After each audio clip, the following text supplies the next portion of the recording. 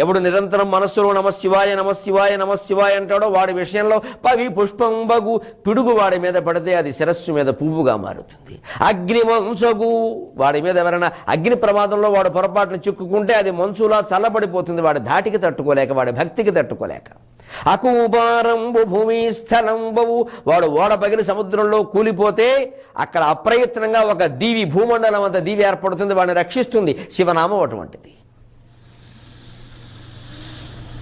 శత్రుండు అతిమిత్రుడవు ఎంత శత్రువైనా మిత్రుడవుతాడు. ఇదిగో అర్జునుడు పుణ్యం పుచ్చింది ఇక్కడ కర్ణుడి నుంచి ఈ యోగ్యతా పత్రమా, ఎంత ఆశ్చర్యం.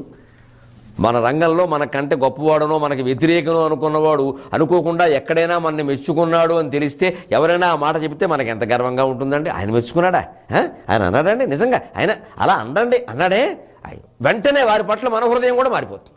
ఆ మారిపోయే అవకాశం ఇవ్వాలి. కుళ్ళు ఇంకా పెంచుకుని మురికి కాలం అయిపోవద్దు.